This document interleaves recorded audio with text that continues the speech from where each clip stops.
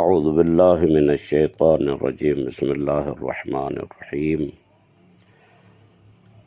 اللہم صلی علی محمد وعلی محمد۔ ماہ رمضان المبارک کے 20ویں روزے کی دعا اور اس کی وضاحت۔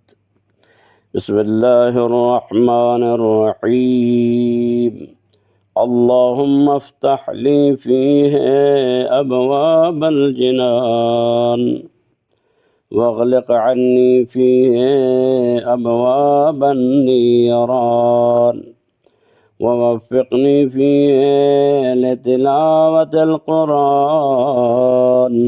یا منزل السکینۃ فی قلوب المؤمنین۔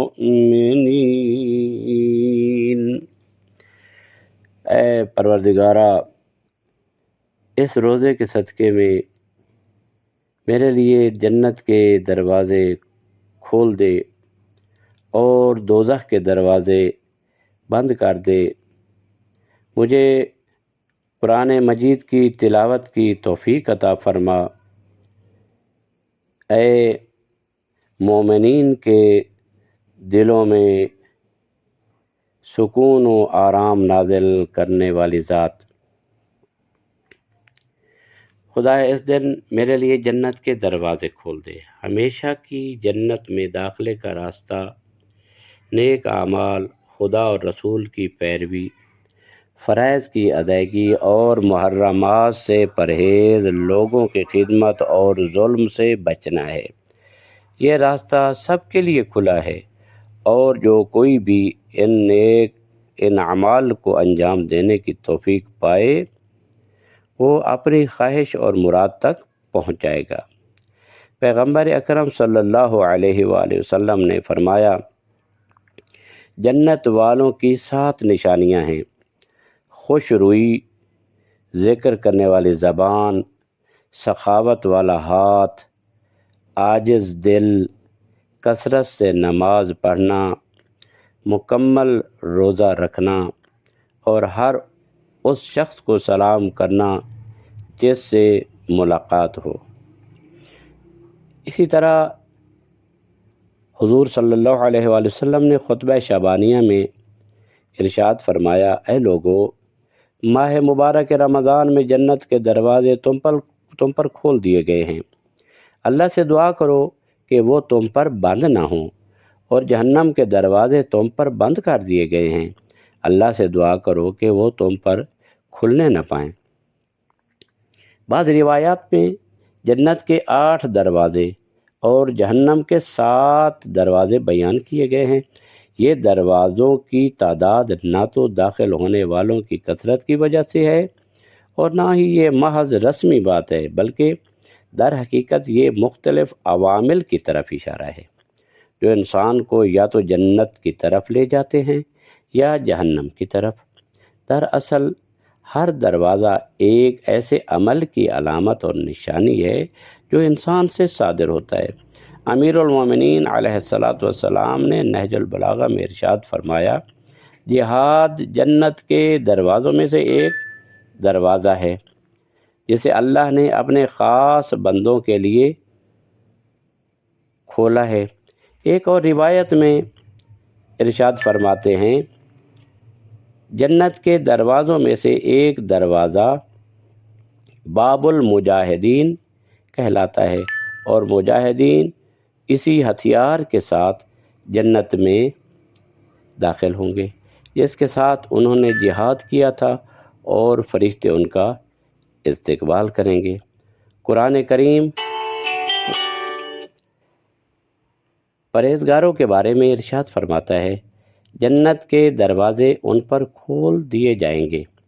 جنت کے دروازوں کی کیفیت اور ابعاد کے بارے میں کتاب خصال میں امام باقر علیہ السلام سے روایت ہے کہ ہر دروازے کی چوڑائی 40 سال کے راستے کے برابر ہے۔ دعا کے دوسرے حصے میں ہم اللہ سے درخواست کرتے ہیں، خدایا اس دن جہنم کے دروازے میرے اوپر بند کر دے۔ جہنم کے دروازے اس شخص پر کھول دیے جاتے ہیں جو اللہ کی رحمت سے نا امید ہو جائے اور غیبت، تہمت، لوگوں کی توہین اور ان کے حقوق کو ضائع کرنے میں لگ جائے۔ رسول اکرم صلی اللہ علیہ وآلہ وسلم سے روایت ہے کہ آپ نے فرمایا، جہنم کے دروازے پر لکھا ہوا ہے، میں تہجد پڑھنے والوں، روزہ داروں اور صدقہ دینے والوں پر حرام ہوں۔ اب جب کہ ماہ رمضان کی برکت سے جہنم کے دروازے روزہ داروں پر بند کر دیے جاتے ہیں، ہمیں برے اعمال اور غلط کاموں سے دور رہنا چاہیے، کیونکہ جہنم کی آگ ہمارے اپنے اعمال کا نتیجہ ہے۔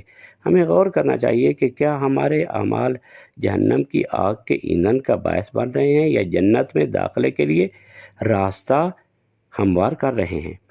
ایک صفت جس پر ہمیں خاص توجہ دینی چاہیے وہ حسن خلق ہے، کیونکہ روایات میں اس کی بہت تاکید کی گئی ہے، اور ہمارے پیشواؤں نے فرمایا، حسن خلق گناہوں کو اس طرح پگھلا دیتا ہے جیسے سورج برف کو پگھلا دیتا ہے۔ اس کے برعکس وہ چیزیں جو قبر کے عذاب اور جہنم کے عذاب کا باعث بنتی ہیں وہ بد اخلاقی ہے۔ اس سلسلے میں سعد بن معاذ کی کہانی بہت دلچسپ ہے۔ وہ داستان روایت میں ہے کہ رسول خدا صلی اللہ علیہ وآلہ وسلم نے معاذ کی شہادت کے بعد ان کے جنازے میں شرکت کی تو آپ پیروں کے پنجوں پر چل رہے تھے۔ لوگوں نے پوچھا، آپ ایسا کیوں کر رہے ہیں؟ آپ نے فرمایا، فرشتے اس قدر جنازے میں شرکت کے لیے آئے ہیں کہ میرے لیے قدم رکھنے کی جگہ نہیں بچی۔ آپ نے خود جنازے کی نماز پڑھی اور انہیں دفن کیا۔ پھر سعد کی ماں سے فرمایا، غرور مت کرو، کیونکہ زمین نے اسے اس قدر دبایا کہ اس کی ہڈیاں ٹوٹ گئیں۔ اصحاب نے پوچھا، قبر کا عذاب اسے کیوں ملا؟ آپ نے فرمایا، کیونکہ سعد بن معاذ اپنے گھر والوں کے ساتھ بد اخلاقی کیا کرتا تھا۔ چاہے رسول کا صحابی ہو، رسول اس کا جنازہ بھی پڑھیں، رسول اس کے جنازے کی مشائیت بھی کریں اور رسول اس کو دفن بھی کریں، اس کے باوجود اگر بد اخلاق ہے اپنی بیوی بچوں کے ساتھ تو اس پر فشار قبر ہوگا جب تک کہ اس کے بیوی بچے اس پر راضی نہ ہوں۔ دعا کے دوسرے حصے میں ہم اللہ سے درخواست کرتے ہیں جہنم کے دروازے ہم پر بند کر دے۔ ہمیں کوشش کرنی چاہیے کہ برے اعمال اور غلط کاموں سے یہ دروازے ہم پر کھلنے نہ پائیں۔ ایک اور روایت میں آیا ہے کہ جہنم والوں کی 7 نشانیاں ہیں: ترش روئی اور ناگوار چہرہ، گالی گلوچ، بخیل پن، سخت دل، کم نماز نہ پڑھنا، تھوڑی نماز پڑھنا، ناقص روزہ اور سلام میں بخل کرنا۔ دعا کے تیسرے حصے میں ہم یہ پڑھتے ہیں، خدایا اس دن ہمیں قرآن کی تلاوت کی توفیق عطا فرما۔ اے مومنوں کے دلوں میں وقار اور سکینہ نازل کرنے والے۔ قرآن کریم اللہ کا یہ زندہ اور جاویدانی پیغام ہمیشہ تازگی رکھتا ہے، اور یہ کسی خاص زمان یا مکان کے لیے مخصوص نہیں ہے۔ قرآن ہر مسلمان کا عملی دستور اور اللہ کے کلام اور وحی کا مجموعہ ہے۔ قرآن قانون زندگی اور فکر کی کتاب ہے، علم، تفقہ اور تفکر کی کتاب ہے، بشارت اور انذار، جہاد اور اجتہاد کی کتاب ہے، اور گھروں کی روشنی کا مشعل ہے۔ جیسا کہ فرمایا گیا، اپنے گھروں کو قرآن کی تلاوت سے منور کرو، روشن کرو۔ قرآن مجید رمضان المبارک کا قرآن سے گہرا تعلق ہے۔ رمضان المبارک قرآن کی بہار ہے۔ اس مہینے میں ہمیں زیادہ سے زیادہ قرآن کی تلاوت کرنی چاہیے، اسے سمجھنا چاہیے اور اس پر عمل کرنا چاہیے۔ شب قدر میں قرآن کو سر پر اٹھانے کی رسم اس بات کی علامت ہے کہ ہم اللہ کے حکم اور قرآن کو قبول کرتے ہیں۔ قرآن کریم کی تلاوت انسان کے دل کو زندہ کرتی ہے اور اسے فحش اور برے کاموں سے روکتی ہے۔ اللہ تبارک و تعالیٰ سورہ فاطر کی آیت نمبر 29 میں ارشاد فرماتا ہے، جو لوگ اللہ کی کتاب کی تلاوت کرتے ہیں، نماز قائم کرتے ہیں، اور جو کچھ ہم نے انہیں دیا ہے اس میں سے خفیہ اور ظاہر طور پر خرچ کرتے ہیں، وہ ایسے تجارت کی مانند ہیں جو کبھی ختم نہیں ہوگی۔ قرآن کریم یقیناً قرآن کریم کی تلاوت سے مراد وہ تلاوت ہے جو فکر کا سرچشمہ ہو اور انسان کو نیک عمل کی طرف لے جائے۔ نتیجتاً یہ عمل جو ایک طرف اللہ سے تعلق رکھتا ہے، اس کی نماز ظاہر ہے، اور دوسری طرف جو مخلوق سے تعلق رکھتا ہے اس کا ظاہر صدقہ ہے۔ صدقہ جو کبھی خفیہ ہوتا ہے اور کامل اخلاص کی علامت ہے، اور کبھی ظاہر ہوتا ہے اور دوسروں کے لیے ترغیب کا باعث بنتا ہے۔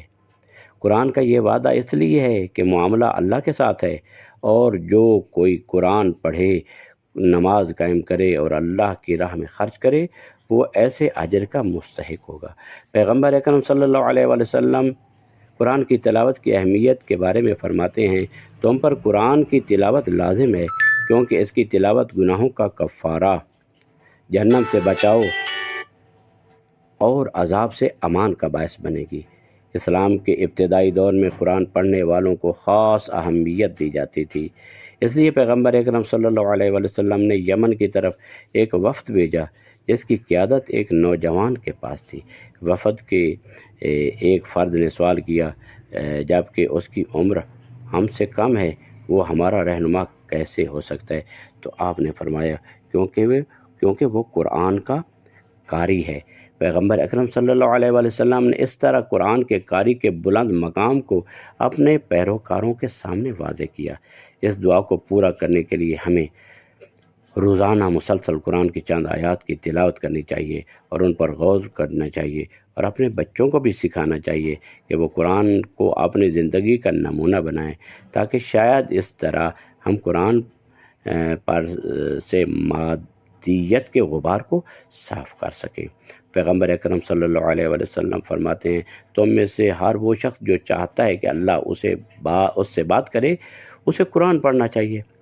اسی طرح ایک اور روایت میں قرآن کی تلاوت کی اہمیت کے بارے میں فرماتے ہیں، تم پر قرآن کی تلاوت لازم ہے، یقیناً قرآن کی تلاوت انسان کے گناہوں کا کفارہ ہے، اسے جہنم سے بچاتی ہے اور اللہ کے عذاب سے محفوظ رکھتی ہے۔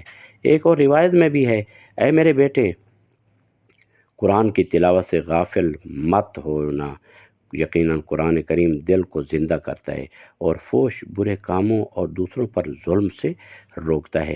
دعا کے آخری حصے میں ہم اللہ کو ان الفاظ سے کہہ کر پکارتے ہیں، اے وقار نازل کرنے والے اور مومنوں کے دلوں کو سکون دینے والے۔ دعا کا یہ حصہ سورہ فتح کی آیت کی طرف اشارہ کرتا ہے، جس میں فرمایا گیا، وہی اللہ ہے جو مومنوں کے دلوں کو سکون دیتا ہے تاکہ ان کا ایمان اور مضبوط ہو جائے۔ آسمانوں اور زمین کی فوجیں اللہ ہی کے لیے ہیں، اور وہ جاننے والا اور حکمت والا ہے۔ یہ سکینہ اور دل کا سکون اور اطمینان صرف اللہ کے ذکر سے ہی حاصل ہوتا ہے، اور اللہ کی رحمت کے فرشتے ہیں جو اس سکون کو مومنوں کے دلوں میں نازل کرتے ہیں۔ ایسا سکون جو غیر اللہ کو دل سے نکال دیتا ہے اور روحانی اور ملکوتی پرواز کرنے کے لیے راہ ہموار کرتا ہے۔ اسی طرح اللہ کے قرب میں تزلزل اور خوف بے معنی ہو جاتا ہے۔ یہ سکون کبھی عقیدے سے تعلق رکھتا ہے اور عقیدے کے تزلزل کو دور کرتا ہے، اور کبھی عمل سے تعلق رکھتا ہے اور ثابت قدمی، استقامت اور صبر عطا کرتا ہے۔ دلچسپ بات یہ ہے کہ بعض روایات میں سکینہ کو ایمان سے تعبیر کیا گیا ہے، اور بعض میں جنت کی ہوا سے، جو انسانی شکل میں ظاہر ہوتی ہے، کیونکہ سکینہ ایمان کی پیداوار ہے اور جنت کی ہوا کی طرح سکون بخش ہے۔ ہاں، ہم اللہ سے دعا کرتے ہیں کہ وہ ہمارے دلوں کو اپنے ذکر سے سکون بخشے۔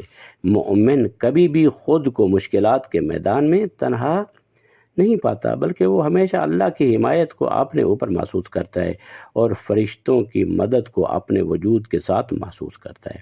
مومن اپنی زندگی کے راستے میں مختلف مصائب اور مشکلات کا سامنا کرتا ہے، اور ذہنی دباؤ، پریشانی اور اضطراب اسے پریشان کرتے ہیں، لیکن اللہ کے ذکر سے اس کا دل سکون پاتا ہے، کیونکہ قرآن کریم کے مطابق یقیناً اللہ کے ذکر سے دلوں کو سکون ملتا ہے۔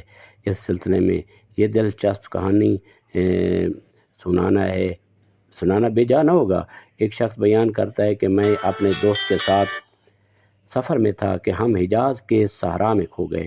دور سے ہماری نظر ایک خیمے پر پڑی۔ ہم نے راستہ اس کی طرف موڑ دیا۔ جب خیمے کے دروازے پر پہنچے تو ہم نے سلام کیا۔ خیمے کے اندر سے ایک عورت نے سلام کا جواب دیا اور پوچھا تم کون ہو؟ ہم نے جواب دیا ہم راستہ بھٹک گئے ہیں اور مجبوراً یہاں آ گئے ہیں۔ عورت نے کہا اجازت دیجیے میں خیمے کو تمہاری مہمان نوازی کے لیے تیار کر لوں۔ اس نے فرش بچھایا اور کہا اندر آؤ اور بیٹھو جب تک میرا بیٹا آ جائے۔ یہ کہہ کر اس نے کئی بار خیمے کا پردہ اٹھا کر صحرا کی طرف دیکھا اور ایک بار کہا دور سے کوئی آ رہا ہے، اللہ اس کے قدم مبارک کرے۔ پھر بے چینی سے کہا جو اونٹ آ رہا ہے وہ میرے بیٹے کا اونٹ ہے، لیکن جو اس پر سوار ہے وہ نہیں ہے۔ تھوڑی دیر بعد سوار خیمے کے قریب پہنچا اور کہا اے ام عقیل یا ام عقیل، اللہ تمہیں تمہارے بیٹے عقیل کی موت پر اجر دے۔ عورت نے پوچھا کیا میرا بیٹا عقیل مر گیا ہے؟ سوار نے جواب دیا ہاں، کنویں کے پاس اونٹوں نے ایک دوسرے کو دبایا اور اسے کنویں میں گرا دیا۔ عورت نے کہا اب تم اترو اور ان مہمانوں کی مہمان نوازی کرو۔ یہ کہہ کر وہ ایک بکری لے آئی تاکہ ذبح کر کے ہمارے لیے کھانا تیار کرے۔ ہم اس عورت کے صبر اور تحمل پر بہت حیران ہوئے۔ ہم کھانا کھانے لگے اور کھانے کے بعد عورت ہمارے پاس آئی اور کہا کیا تمہیں قرآن کچھ آتا ہے؟ ہم نے کہا ہاں۔ عورت نے کہا قرآن کی چند آیات پڑھو تاکہ میں اپنے بیٹے کی موت پر اپنے دل کو تسلی دے سکوں اور سکون پا سکوں۔ میں نے سورہ بقرہ کی آیت نمبر 155 اور 56 پڑھی جن میں فرمایا گیا صبر کرنے والوں کو خوشخبری دو، وہ لوگ جو جب کوئی مصیبت آتی ہے تو کہتے ہیں ہم اللہ کے لیے ہیں اور اسی کی طرف لوٹنے والے ہیں، ان پر اللہ کی رحمتیں اور برکتیں ہوں اور وہ ہدایت یافتہ ہیں۔ عورت نے یہ آیت سن کر حیرت سے پوچھا اللہ کی قسم کیا یہ آیت قرآن میں ہے؟ میں نے کہا ہاں اللہ کی قسم۔ جیسے ہی میں نے پڑھا یہ آیت قرآن میں موجود ہے، عورت نے شکریہ ادا کیا اور اٹھ کر کچھ رکعت نماز پڑھی اور اللہ کی طرف ہاتھ اٹھا کر کہا خدایا میں نے تیرا حکم مانا اور اپنے بیٹے کی موت پر صبر کیا، تو بھی اپنے وعدے کے مطابق میرے ساتھ وفا کرنا۔ پھر اس نے کہا اگر دنیا میں کوئی کسی کے لیے باقی رہتا تو میں کہتی کہ میرا بیٹا میرے کاموں کو دیکھ بھال کے لیے باقی رہے۔ خدا حافظی کے بعد ہم خیمے سے باہر آئے اور ایک دوسرے سے کہہ رہے تھے ہم نے اپنی زندگی میں اس عورت سے بہتر کوئی نہیں دیکھا۔ واقعی اللہ پر ایمان اور اس کے ذکر کے علاوہ کون سی طاقت ہے جو انسان کو اپنے اکلوتے بیٹے کی موت پر ایک جلتے ہوئے صحرا میں سکون دے سکتی ہے؟ وہی ذات ہے جو اللہ کی ذات ہے جو انسان کو صبر و سکون و اطمینان عطا کرتی ہے۔ وصلی اللہ علی محمد وآلہ الطاہرین۔